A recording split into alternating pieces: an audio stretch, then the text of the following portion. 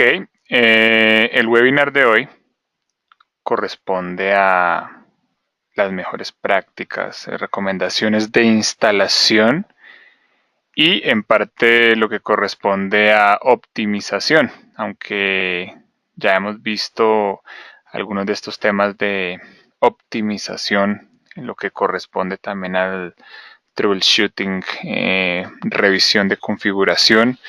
Pues aquí se asume que esa parte ya ha sido revisada y lo que hacemos es entonces darles algunos tips de instalación y optimización, ¿de acuerdo? Entonces, ese va a ser el webinar de hoy, va a ser un poco más corto que los anteriores y ya de aquí en adelante nos vamos a enfocar en las aplicaciones.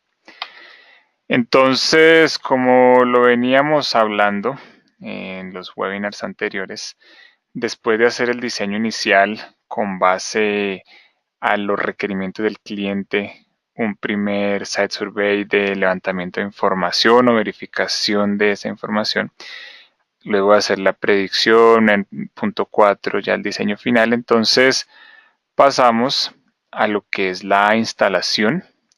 La instalación pues siempre irá acompañada por supuesto de un site survey, una optimización con base a lo que tengamos en la instalación que hacer con respecto a ajustes, inclinación de paneles, revisión de configuración. Y ya para terminar con lo que es un reporte a cliente. Entonces pues con esto ya pues haría la entrega final del proyecto. ¿De acuerdo? Entonces nos vamos a enfocar en los puntos 5 a 7. ¿De acuerdo? Entonces iniciamos con lo que es la preparación de la instalación. Entonces ya con todos los pasos iniciales ya hechos, entonces vamos a ver cuáles son esas recomendaciones. Entonces primero, por supuesto, hacer una correcta preparación de los equipos. Entonces vamos a tener que preparar una base de datos con la configuración, configurar los equipos, probarlos. Tenemos que preparar nuestras herramientas, accesorios, cables y también hacer una correcta preparación del sitio, lo que corresponde al sitio de instalación, que esté en las condiciones óptimas para instalación, que la red, nuestra red LAN, esté lista de acuerdo a los requerimientos, por ejemplo, lo que corresponde a un mapeo de VLANs, al enrutamiento. Por supuesto que tengamos la energía disponible, ¿de acuerdo? Entonces, ya continuamos con lo que es la guía de instalación. Entonces, primero hablamos de lo que se debe hacer y aunque parecen recomendaciones muy obvias, la realidad es que muchas veces no seguir estas recomendaciones nos va a causar algún inconveniente, aunque parezcan muy obvias. Entonces, primero, hacer un diagrama de la red con todo el direccionamiento IP, mapeo de VLANs, definir los enlaces inalámbricos y cableados. Por ejemplo, si va alguna conexión con fibra más conversor, si es un enlace inalámbrico punto a punto, punto multipunto, ¿de acuerdo? Tenemos que definir la ubicación física del access point o de los access points dentro de un mapa que puede ser outdoor o mapa indoor. ¿De acuerdo? Entonces eso tiene que estar definido en la instalación. Tenemos que guardar todas las configuraciones en un archivo Excel. Tenemos que hacer una prueba de los equipos en la ubicación indoor. Por ejemplo, para el caso vamos a hablar de un puerto marítimo donde los equipos se instalan en patios. No llegar a probar el sitio, probar el access point en indoor antes de hacer la implementación. Por supuesto, hacer una preparación de checklist de lo que vamos a verificar en sitio, donde ya vamos a instalar el equipo para seguir siempre unos mismos pasos y que no se nos vaya a pasar nada, siempre tener preparado un checklist. Y la recomendación siempre es que dispongan de unidades adicionales pues en el caso que fuera requerido hacer algún cambio en el momento de instalación. Entonces siempre recomendamos disponer de unidades adicionales y es algo que deberían tener en cuenta cuando se está haciendo el diseño, pues esta parte de spare y equipos adicionales. Entonces, ¿qué es lo que no se debe hacer? Y que la realidad es que nosotros encontramos que muchas veces se hace, es sacar un equipo sin probarlo, simplemente no registrar las pruebas de que está encendiendo bien, etcétera, ni tampoco registrar la configuración. Seleccionar un equipo aleatoriamente, entonces no tener anotada toda la información del equipo que vamos a utilizar. Se asume que eso ya fue definido en los pasos previos, definir los equipos que se van a utilizar. Llegar a configurar el access point en sitio. Lo vemos mucho que a veces por el afán llegamos, nuevamente hablando del caso de un puerto, que es la primera aplicación que vamos a mostrar. Llegan de pronto al sitio, a la luminaria, y ahí configuran el equipo. Entonces, pues eso, no solamente vamos a estar configurando un equipo en outdoor con sol, eventualmente algunas otras condiciones de clima adversas. Entonces, pues no es una buena idea porque finalmente puede terminar uno equivocándose. Solo disponer de un equipo. Entonces llegamos a un cliente y bueno, quizá teníamos solo un equipo o solo un inyector PoE y eventualmente fue necesario hacer un cambio. Entonces ahí vamos a tener demoras en la implementación del proyecto. Algo que vemos también mucho es que se instalan equipos sin un adecuado aterrizaje o sin las adecuadas protecciones en las conexiones. ¿De acuerdo? Entonces, ya continuando con la guía de instalación, con lo que se debe hacer, no se debe hacer, ahora vamos a ver ese levantamiento de información, que es lo mínimo que debe contener. Y es algo que nosotros, como Altai, en caso que el caso escalara a fábrica, vamos a solicitarles el número serial, la dirección IP, Ethernet, porque sabemos que con la segunda IP se puede ingresar al equipo, registrar la MAC address de todas las interfaces, no solo del Ethernet, sino también de 2.4 y 5. Porque, por ejemplo, cuando vayamos a hacer el site survey, que es uno de los últimos pasos de este webinar, ahí vamos a identificar el access point de acuerdo a la MAC address de 2.4 o de 5.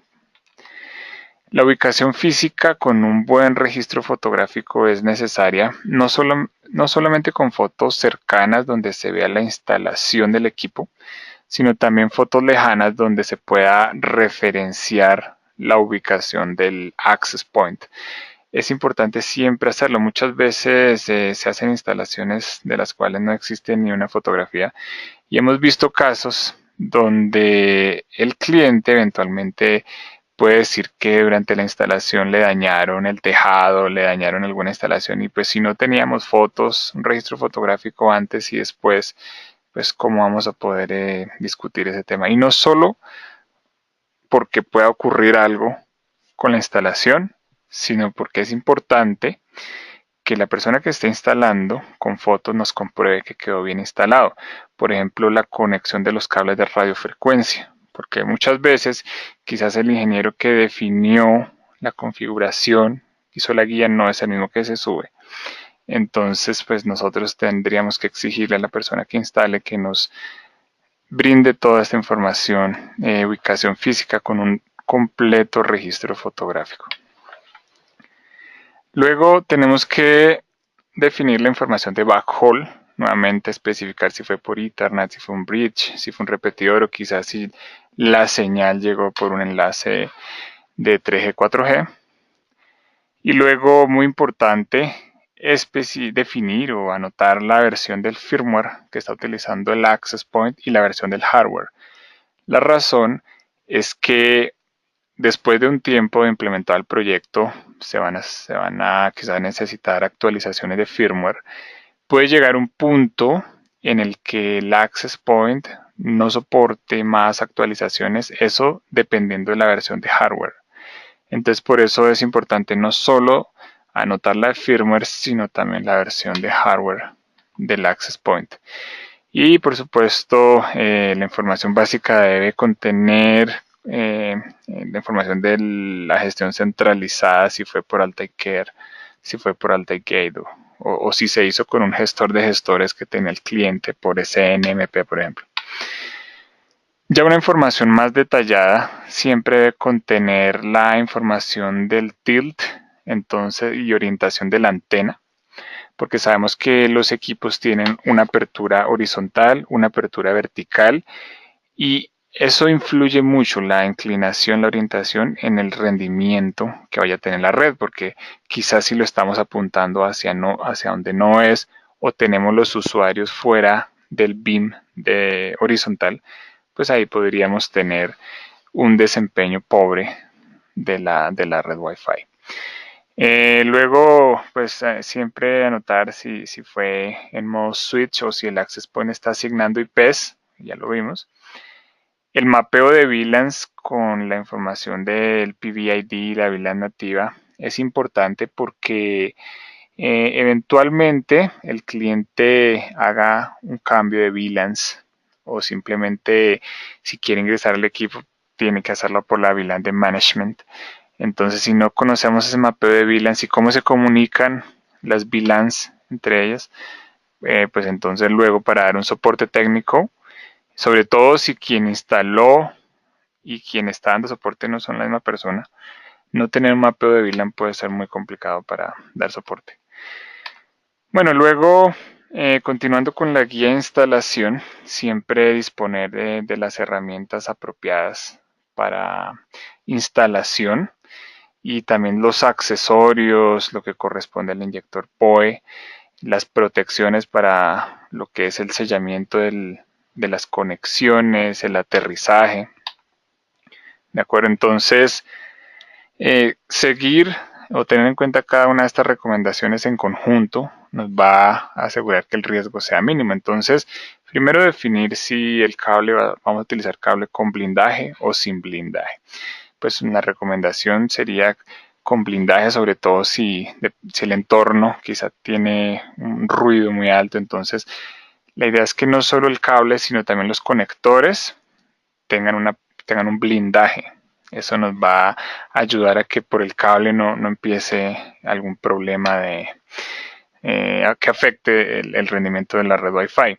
Luego tenemos que tener en cuenta que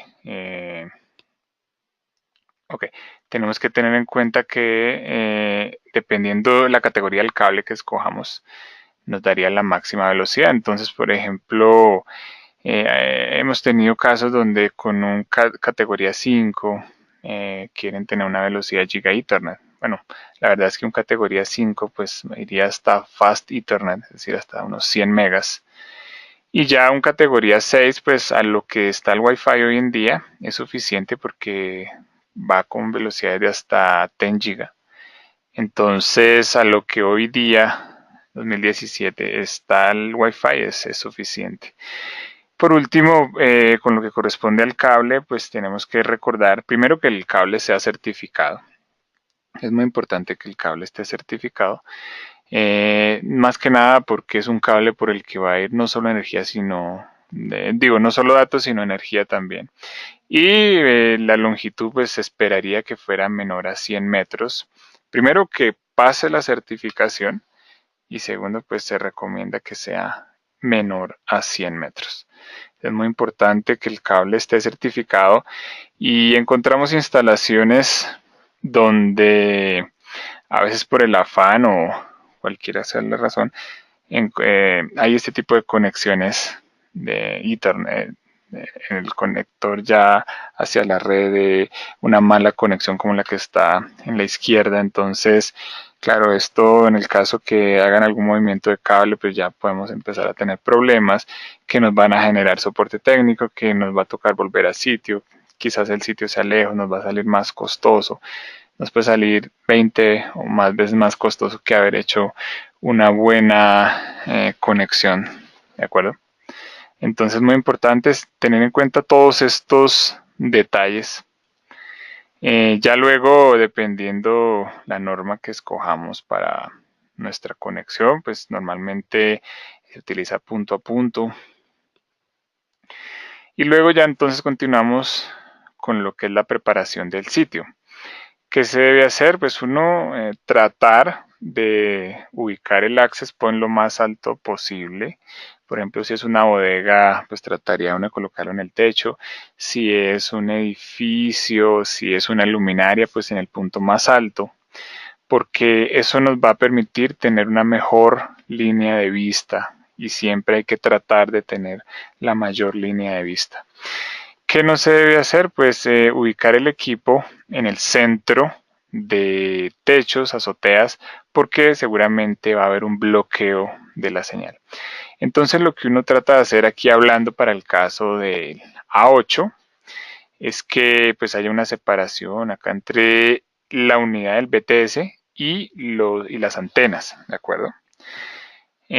Tratamos entonces de instalarlo con la mejor línea de vista hacia los clientes Wi-Fi, no instalarlo en el centro. Para áreas suburbanas, tratamos de instalar por encima, al menos unos 5 metros por encima de la altura promedio de las casas, sobre todo para estos proyectos que son de WISP. No instalamos en el medio, y esto aplica no solo para una 8. En realidad siempre hay que tener mucho cuidado con la inclinación de las antenas y con la apertura. Si vemos que por la inclinación y la apertura de las antenas la señal chocaría de forma cercana con un obstáculo, el rendimiento va a ser pobre de la red Wi-Fi. Entonces siempre tenemos que evitar todos los obstáculos cercanos para que la señal se propague de la mejor forma. Normalmente el máximo throughput de red no se obtiene a 0 metros de la antena, puede obtenerse a unos 20-30 metros. ¿De acuerdo? También tenemos que evitar apuntarle hacia antenas de alta ganancia. Tenemos que ser cuidadosos, pues aquí lo vemos para el caso, por supuesto, outdoor de un equipo A8 que normalmente se coloca a una altura superior a los 10 metros. Entonces tenemos que evitar apuntar hacia antenas de alta ganancia. En el caso que tengamos microondas o antenas de alta ganancia, tenemos que tratar que haya una separación por lo menos de 100 metros, porque las antenas de esos sistemas de microondas tienen una altísima potencia, pues porque la función de estos enlaces es conectar dos sitios que están muy distantes. ¿De acuerdo? Entonces, a diferencia de lo que sería una antena de 3G, que ya es una antena de acceso, en la que sí puede estar el equipo a unos 50 centímetros, para una microondas sí tenemos que alejarlo. Luego tenemos que confirmar la inclinación, es muy importante para apuntarle hacia el área de interés. Entonces, por ejemplo, para una implementación con equipo A8, que es donde tendría todavía más relevancia la inclinación. Entonces sabemos que hay una altura de antena, una distancia hacia donde queremos apuntar y el tilt que le tenemos que aplicar durante la instalación. Matemáticamente se calcularía como un arco tangente entre la altura y la distancia. Por supuesto en la práctica pues uno pues ya conoce unas inclinaciones recomendadas según la altura.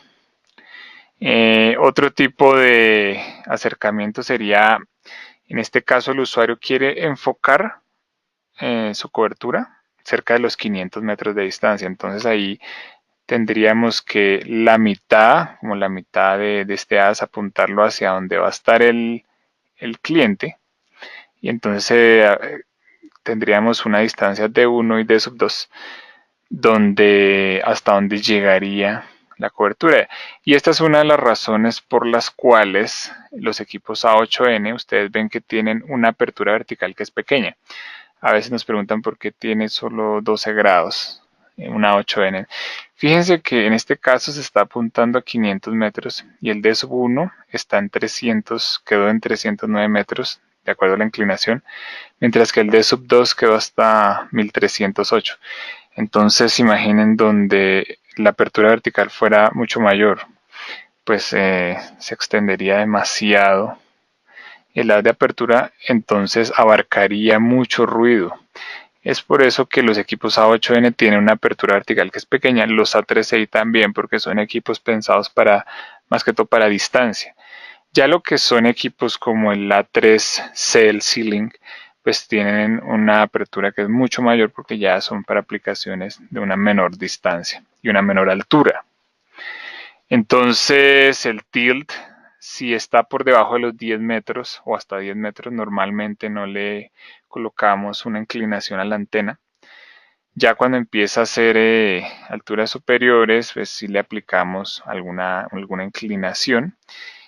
Aquí estas son inclinaciones para una máxima cobertura. Por supuesto podríamos aplicarle más tilt si queremos reducir esa distancia del D. Sabemos también que más de 50 metros pues ya es demasiado alto. En las aplicaciones de logística, lo que es minería, puertos, ese tipo de escenarios, se instala a unos 30-40 metros de altura. Bueno, acá continuando la instalación, pasamos a lo que es el aterrizaje del equipo. Entonces, pues tenemos que tener en cuenta que los daños ocasionados por una incorrecta instalación o aterrizaje no están cubiertos por la garantía del producto.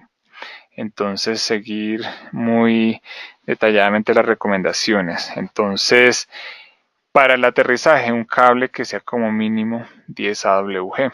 Podrían utilizar a uno que tuviera aún mejor conducción. Luego, pues que los conectores sean resistentes a la corrosión. La idea es que la resistencia entre neutro y tierra sea inferior a los 5 ohmios. ¿De acuerdo? Entonces, ¿cómo se vería la instalación? En este caso, hablando de un equipo A8N.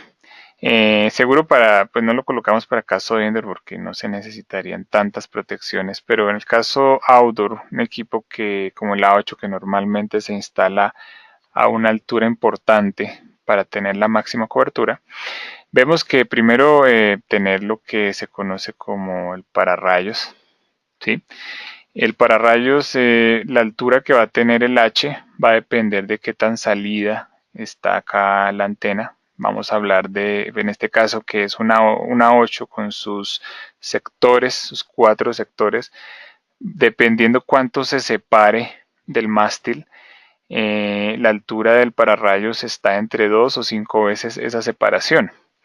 Entonces, para un equipo como el A8, encontramos que esa separación puede estar entre el mástil y el panel, unos 20 centímetros puede estar aproximadamente, puede, no siempre, pero entonces si fuera unos 20 centímetros, entonces la altura del pararrayos pues sería 5, hasta recomendable si está muy alto el sitio, que fuera hasta 5 veces esa distancia.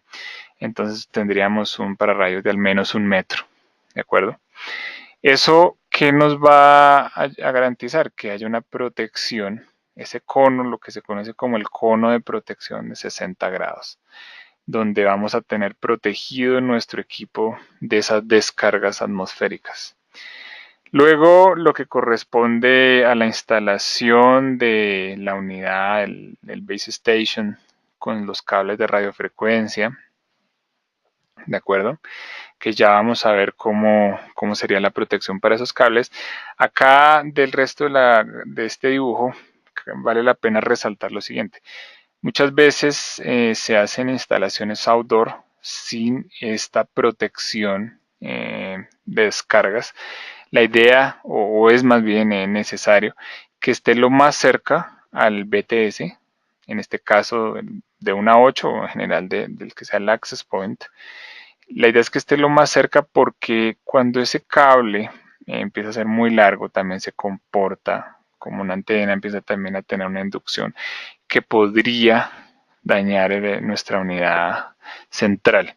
Entonces nosotros lo que recomendamos es colocar esta protección lo más cerca posible al BTS para protegerlo. La BTS tiene protecciones, pero siempre, y ustedes lo van a ver en todas las instalaciones outdoor que estén correctas, que esta protección se coloca. Esto va instalado en el cable PoE, donde tenemos la entrada salida y aquí unas protecciones. En el caso de esas descargas, lo que se quemaría sería este dispositivo, pero es un dispositivo de bajo costo, no sería algo grave, solo sería reemplazarlo. Entonces, en conclusión, toda instalación toda instalación outdoor, toda, debe contar con esta protección. Y en el caso que no lo tenga, es un riesgo muy alto que se corre por un dispositivo que realmente el precio es muy bajo. Luego, realizar el correcto aterrizaje.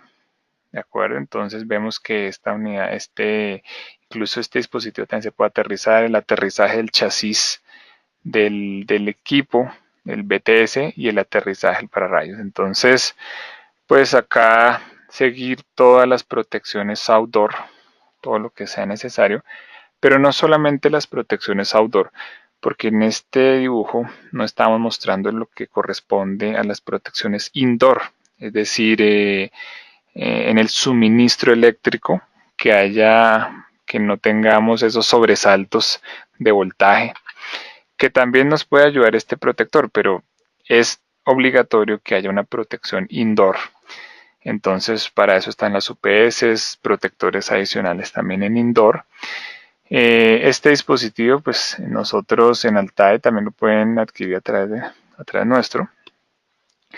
Entonces es necesario que siempre sigan estas recomendaciones, de lo contrario, tarde o temprano podrían tener un problema.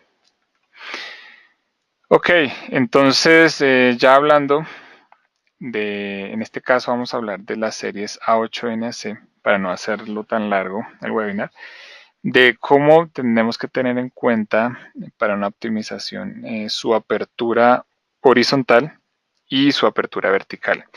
Entonces, como lo veíamos en los slides anteriores, tienen una apertura vertical que nos va a influir directamente en cómo vayamos a hacer el tilt, la inclinación de la antena.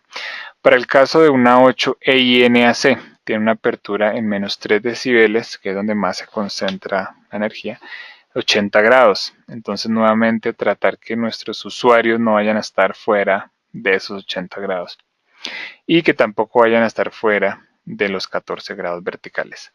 Eso nos va a ayudar mucho a optimizar la red.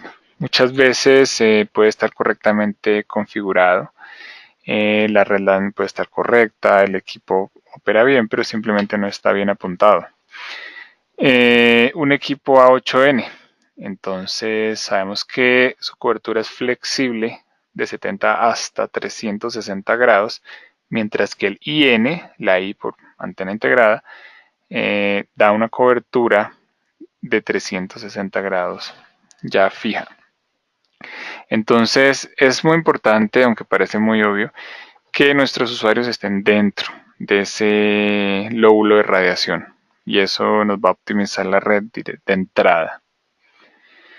Entonces ya lo que es el procedimiento detallado de instalación, ustedes lo van a encontrar en el Technical SOM de Altair. Acá vamos a ver un ejemplo de cómo se haría.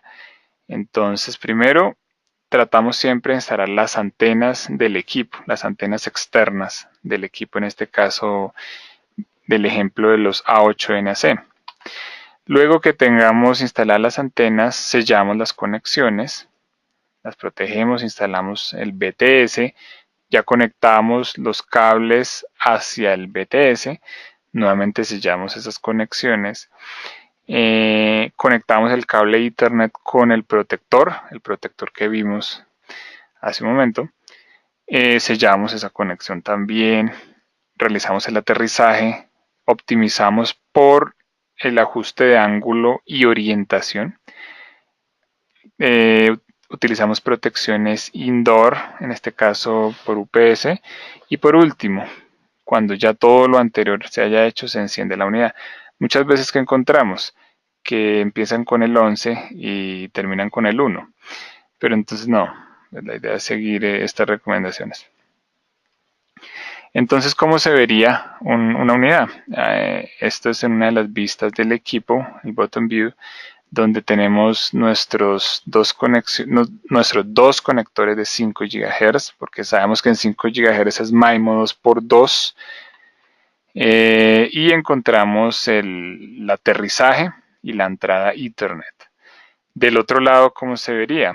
Por encima, vemos para el caso de una 8NAC, vemos los 8 conectores porque es MIMO 8x8.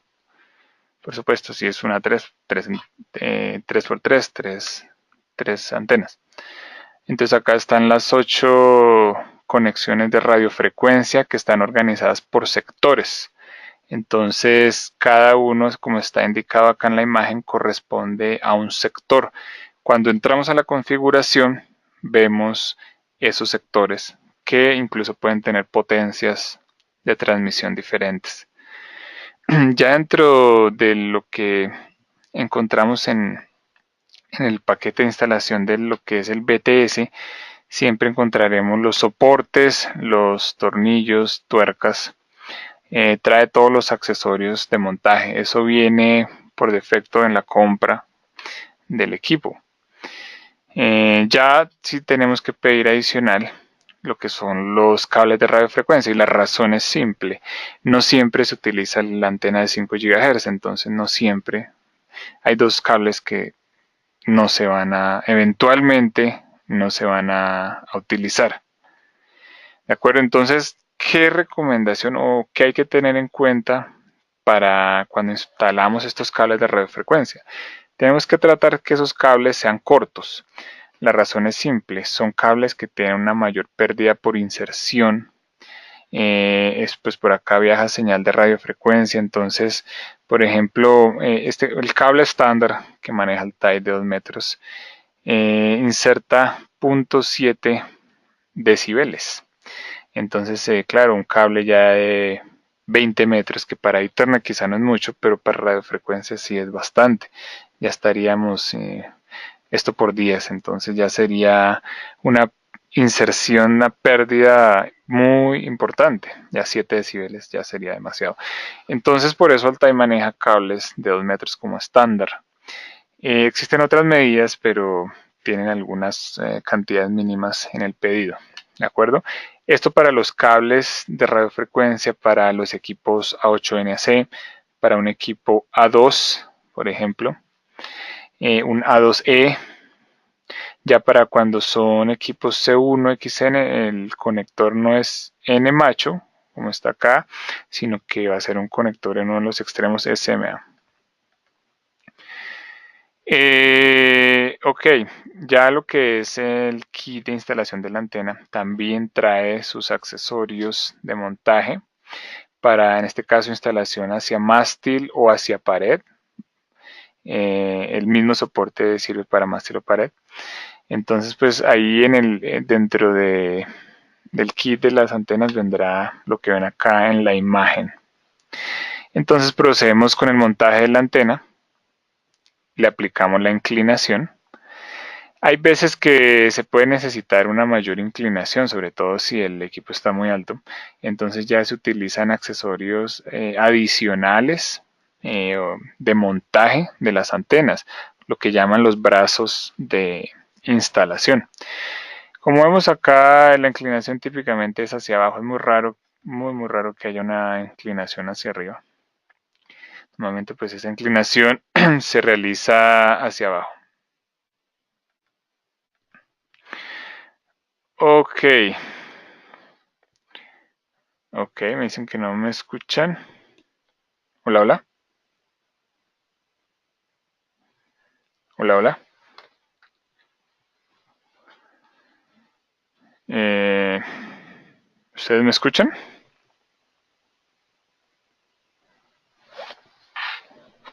Hola, hola.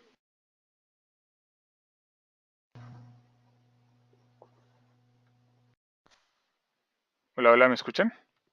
Parece que se perdió por un instante el audio. Ya, ya. Correcto, sí, ya se restableció, no sé. Bueno, listo, entonces continuamos. Aplicamos entonces lo que corresponde al tilt. Y procedemos con la instalación. Acá no vamos a ver en este webinar todos los detalles de todas las referencias, pero sí para el caso de la 8NAC. Entonces instalamos el BTS, luego conectamos las antenas a la unidad. Entonces acá ustedes van a encontrar que pues toca seguir un orden de conexión. Luego es muy importante sellar las conexiones. Las conexiones se deben sellar con cinta eléctrica, con el tape, y también con una cinta o tape autofundente que sea, pues que en este caso es resistente al agua, se adhiere a sí misma. La cinta eléctrica provee protección UV y nos facilita luego remover la cinta autofundente. Entonces, ¿cómo se hace? Y esto aplica para todos los equipos outdoor en general, porque hay veces que quizá no conectamos antenas externas como para un C1N, pero sí tenemos que sellar la conexión a Ethernet. Entonces vamos a aplicar una primera capa del tape, cinta eléctrica, de abajo hacia arriba. Entonces acá, como se ve en la imagen, pues la idea es extenderlo por lo menos 1 pulgada, ¿de acuerdo? Después de que termina ese conector. Entonces por lo menos 1 pulgada de la primera capa de cinta eléctrica. Luego aplicamos la segunda capa con cinta autofundente, la cual se adhiere a sí misma y es la que finalmente nos sella para la entrada de agua a esas conexiones. Entonces ahí va la segunda capa, también de abajo hacia arriba, también extender por lo menos 1 pulgada. Y esta es nuestra segunda capa. Y ya para terminar ese sellamiento, utilizamos una tercera capa de cinta eléctrica. Esta cinta eléctrica, ¿qué va a hacer? Que cuando la quitemos salga el autofundente, porque si no sale hecha pedacitos. Entonces, con la cinta eléctrica vamos a poder remover más fácil la cinta autofundente. Con eso completamos las 3 capas que van desde donde empieza el conector hasta por lo menos 1 pulgada por encima de acá donde empieza este conector, acá, ¿de acuerdo? 1 pulgada hacia arriba. Entonces, ya tenemos selladas nuestras conexiones de radiofrecuencia. Hay que hacer lo mismo exactamente con el cable Ethernet, porque va a haber quizás en el equipo que está también expuesto su conector Ethernet a la intemperie, también hay que aplicar el mismo sellamiento, el mismo proceso, solo que pues iría hacia abajo. Porque aquí los conectores RF pues, son los que típicamente podrían recibir el agua directamente. El conector Ethernet está en la parte inferior, entonces hay que hacer el sellamiento hacia abajo, pero el procedimiento es exactamente el mismo. Entonces, una vez que estén correctamente instalados, correctamente orientados nuestros equipos, ya tenemos que hacer el site survey. Entonces avanzamos con el site survey. Entonces tenemos que verificar intensidad de señal. Tenemos que confirmarlo contra la apertura. Tenemos que verificar el SNR, porque puede ser que tengamos un buen nivel de señal de menos 65, pero que el ruido esté en menos 67. Entonces el SNR va a estar muy bajo. Tenemos que hacer el escaneo recomendable, la lista de APs vecinos, para ver cómo estamos con respecto a los vecinos. Nuevamente, de cualquier forma, se asume que pues esto en un site survey inicial se había verificado cómo estaban las condiciones del entorno. Es simplemente porque después de que se enciende la unidad, la cual ya había sido probada en indoor, ya la habíamos probado antes, pero apenas la instalamos tenemos que probarla de una vez, porque eventualmente nos quedó mal hecha una conexión. Entonces volvemos a hacer ese escaneo. Le aplicamos máscaras de mitigación de interferencia dependiendo de lo que escanemos con el Nervio IP List. Verificamos nuestro data rate para ver cómo estamos de modulación inalámbrica y con esto vamos a poder saber cuál va a ser nuestro throughput máximo, que dependiendo de la aplicación vamos a necesitar un throughput de un valor u otro, como vimos en las mejores prácticas de diseño. Tenemos que verificar los umbrales de conexión porque quizá no queremos que se extienda tanto la señal y que se conecten los vecinos de las casas o otras ubicaciones. Entonces le podemos aplicar esos umbrales de conexión, por ejemplo, que no se conecte a nadie con menos de 20 decibeles, de 25, ¿de acuerdo? Eh, verificamos la aplicación, entonces el cliente tenía una base de datos, un Navis, lo que sea, entonces verificamos que la aplicación esté corriendo bien. Todo lo tenemos que hacer antes de entregar, porque quizá después nos dicen no está funcionando, pero nosotros le mostramos que estaba funcionando cuando se instaló.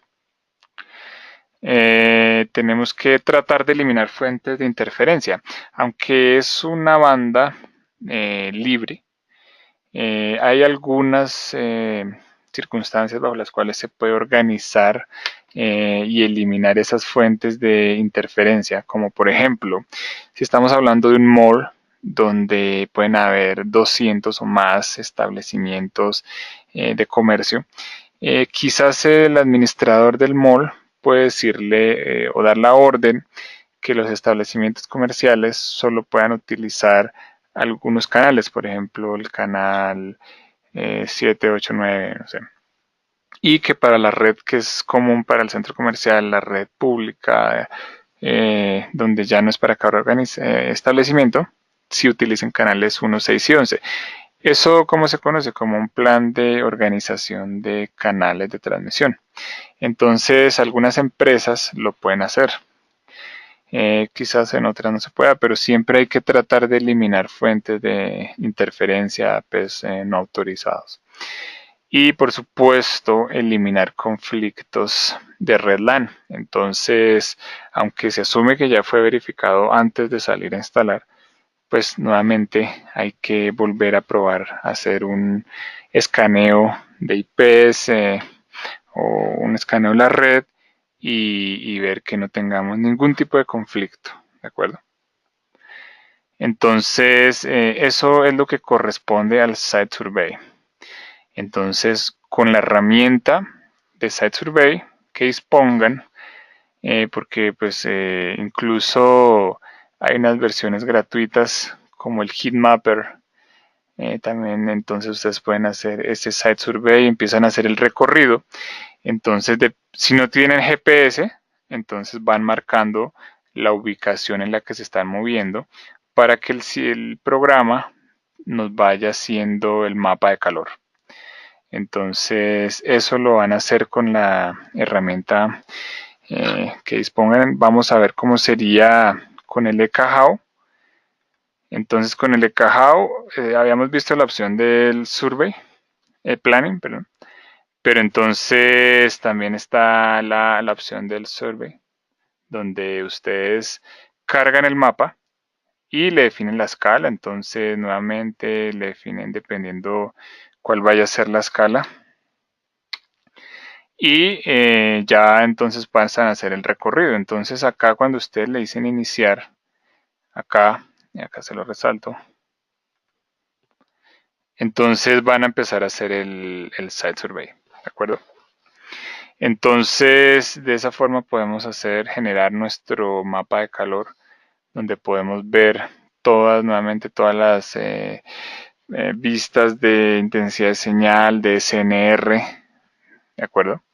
Entonces ya con eso podemos hacer los ajustes que fueran necesarios antes de irnos del sitio y ya para entregar nuestro reporte final. Entonces ya dependiendo de la herramienta que dispongan, pues ustedes pueden hacer un análisis espectral, entonces ya con accesorios adicionales, en todo caso pues verificar las señales vecinas, interferencia, el overlapping, ¿de acuerdo? Si lo van a hacer en 2.4 o en 5 y por cada cuánto van a hacer ese escaneo. Entonces, de esta forma es que avanzan con el Site Survey para hacer la entrega del reporte final al cliente. Entonces, seguramente esto irá acompañado de toda la información que ha sido recopilada en un archivo Excel con la configuración. ¿De acuerdo? Entonces, de esa forma ya estaríamos listos después de ese Site Survey para hacer la entrega de nuestro proyecto. Correctamente diseñado, optimizado, instalado, probado, ¿ya? Entonces, de esa forma se cumpliría, llegaríamos hasta este numeral 7. Como vemos, el Site Survey puede estar en varias partes o en varios de esos puntos y hacemos ya la entrega final del proyecto. Ahora, eventualmente necesitemos hacer troubleshooting, entonces pues ya vamos a esa guía que hicimos de troubleshooting y ya entonces para hacer la entrega final. Ya pasaría entonces el proyecto a una etapa de soporte técnico. La idea es que, sobre todo para esos clientes de misión crítica, como los puertos, tengan ustedes acordado un soporte técnico para poderlos atender. Es muy importante pues poder brindarle un soporte técnico, una atención postventa al cliente, ¿de acuerdo? Entonces, bueno, hasta ahí iría la parte de instalación. Entonces, ¿cómo podrían ustedes encontrar el resto de documentación de instalación? Entonces, cuando ustedes están en el en el Technical Zone, en el Technical Zone, acá estoy en un Technical Zone, ustedes allí van a encontrar información de instalación, de las guías de instalación para el caso de los partners que tienen acceso a este Technical Zone. También van a encontrar firmware hasta la última versión, los manuales, ¿de acuerdo? Entonces la idea es que para la instalación ya del equipo en particular que tengan, pues ustedes entran a la referencia del equipo y buscan entonces la guía de instalación para esa referencia, ¿de acuerdo? Entonces, acá estamos por ejemplo con una 2C, donde está la guía de instalación rápida, ¿de acuerdo? Ok, entonces hasta ahí iría nuestra guía de instalación. Por favor, sigan siempre las recomendaciones que están en las guías de instalación de Altai, pero no solamente lo que está en las guías de instalación de Altai, porque pueden haber muchas cosas que quizás allí no estén, pero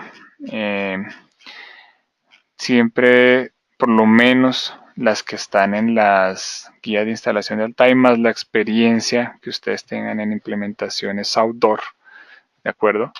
Entonces acá pues en las guías ustedes van a encontrar la forma de conexión, pero nuevamente no es lo único que hay que hacer, sino que hay que sumar todo lo que vimos desde el diseño hasta la entrega final del proyecto, ¿de acuerdo?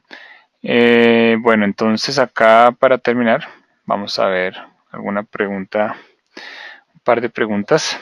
Entonces, es posible, bueno, acá, ok, este es un proyecto en específico. Bueno, aquí con respecto a una de las preguntas, hoy terminan esta primera o esa lista de webinars técnicos. Hoy termina, se van a subir los que están pendientes al canal de YouTube de Altai, Altai Technologies Latam. Y ahí pues van a poder encontrar estos videos. Ok. La documentación en el Technical Zone.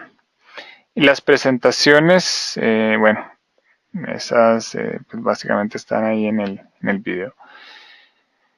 ¿Cómo extender la cobertura?